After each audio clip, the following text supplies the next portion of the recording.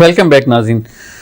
अच्छा तारा साहब, मुझे ये बताइए, यहाँ पे लोग समझते हैं कि फीमेल्स मेल्स के मुकाबले में कंपटीशन में वो उनको कॉम्पीट नहीं कर सकती।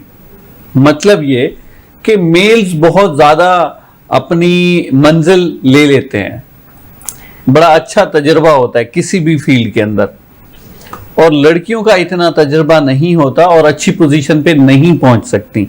ये हकीकत है या मिथ है? So, Imtiaz Saab, you know yourself as a news anchor. There's fantastic female news anchors and there's fantastic male news anchors. That's an example of a field where there's no gender difference in terms of both performance and opportunity in terms of how far you can go in the field. If you're talking about sports, obviously a male athlete and a female athlete, they usually compete in their own gender category because that's a physical difference. But in terms of leadership, performance, corporate sector, entrepreneurship, there is no difference in the opportunities or abilities for success. And in fact, countries that are led by women tend to have happier citizens. So obviously, women as leaders can be phenomenal. And so it is a myth. Okay. इसका मतलब है ये एक myth है, लड़कियां लड़कों को compete कर सकती हैं, वो भी अच्छी लीडरशिप स्किल्स उनके पास मौजूद है। अच्छा, पाकिस्तान के अंदर लड़कियों के लिए, फीमेल्स के लिए खास तौर पे लीडरशिप स्किल्स या कॉर्पोरेट सेक्टर के अंदर कितनी अपॉर्चुनिटीज हैं कि वो अपने आप को ग्रो कर सकें एक अच्छे लेवल पे? So there are continual opportunities. The only thing is sometimes when women apply for jobs, the HR departments can be a little bit, oh, you're already married or you're a mother. They can make it harder to get into the job. But when the woman's in the job, especially if she's ambitious, she can outperform anyone. So a man who's talented can as well. सही। And so it's about excellence and commitment to performance excellence. Okay, अच्छा, आपका मतलब है कि HR की तरफ से restrictions भी होती हैं, मसाइल भी पैदा किए जाते हैं कि भाई आप तो मदर हैं, आप तो बेबी, मतलब आप किस तरीके से जॉब करेंगी, आपके लिए बड़ा मुश्किल हो जाएगा, ऐसा ही?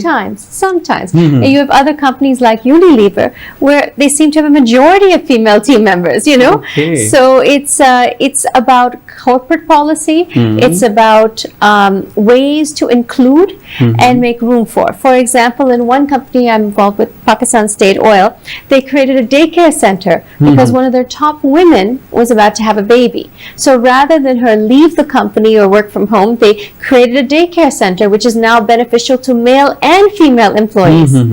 So the idea is if somebody is talented and doing a great job, a company has to think how to retain them, how to make the corporation friendly for both men and women at every stage of the journey. सही। अच्छा, मुझे ये बताइए, females घर बैठे किस तरीके के कारोबार कर सकती हैं, businesses? It's of course possible. You know, during COVID, everyone was sitting at home, you know, and not only was home chefs became very, very common, particularly among women, but also among men. But any business you can make from home that you can sell online. And as Amar was saying so intelligently earlier, both IT levels the playing field and it also for youth, for women, for categories who might have difficulty with transit. So for example, families may not be comfortable with girls, especially young women, going on the bus to and from office. But from home, they can freelance. They can do, Pakistan's the #3 nation in the world for freelancing. They can do graphic design, they can do content creation, copywriting, so forth from home and make real money around the world. Okay Tara साहब।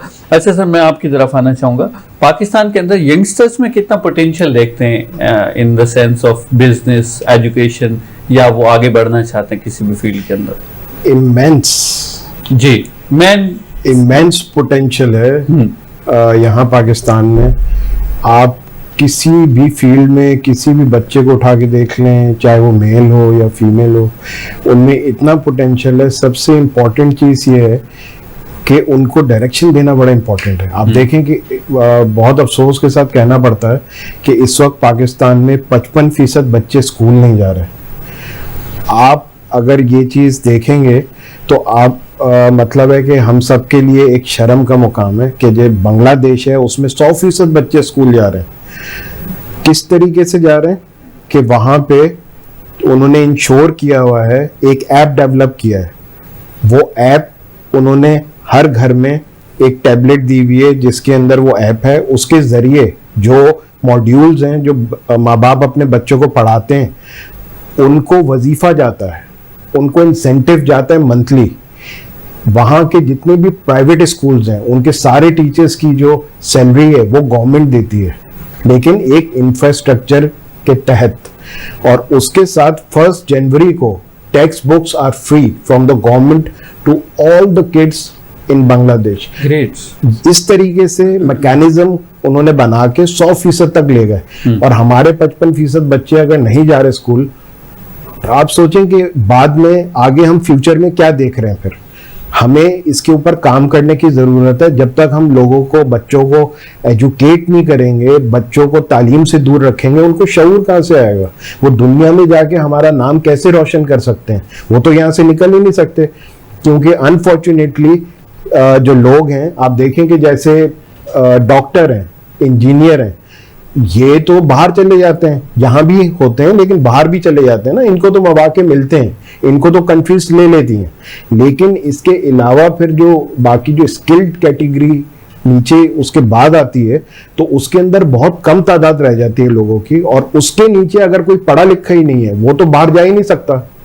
तो हमें ये focus करने की जरूरत है कि हमारे जो बच्चे हैं वो तालीम याफ्ता हों, ताकि पाकिस्तान का हर बच्चा कॉन्फिडेंटली सर उठा के दुनिया में चल सके, पाकिस्तान के झंडे को आगे लेके जा सके और पाकिस्तान का नाम रोशन कर सके।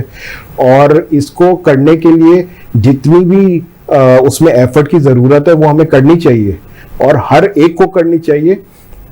मेरे हिसाब से देखें, जब आप पाकिस्तान में, when you are born in Pakistan, तो आपके ऊपर एक कर्ज होता है मुल्क का जो आपको अदा करना होता है, और वो आप किसी भी शक्ल में अदा कर सकते हैं।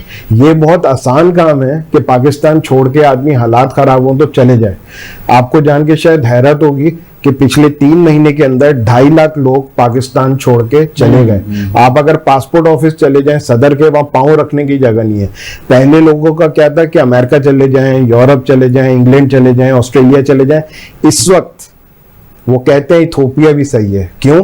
क्योंकि इथोपिया की भी करेंसी थोड़ी सी हमसे इस वक्त ऊपर है। बिल्कुल सही। तो ये बहुत अनफॉर्चुनेट है, लेकिन इंशाअल्लाह ताला मैं ये देख रहा हूँ कि जहां पे ये प्रॉब्लम्स होते हैं, मैं चीजों को इस तरीके से एनालाइज करता हूं और देखता हूं कि जहां बहुत बड़े प्रॉब्लम्स हैं वहां उतने ही बड़े उसके सॉल्यूशन भी है, वहां अपॉर्चुनिटीज भी हैं। और पाकिस्तान के पास इस वक्त बहुत बड़ी अपॉर्चुनिटीज हैं। आपके सामने आपके जो मसले हैं वो छुपे हुए नहीं है, खुल के आए सामने, हर खित्ते में आए सामने, हर चीज में आए।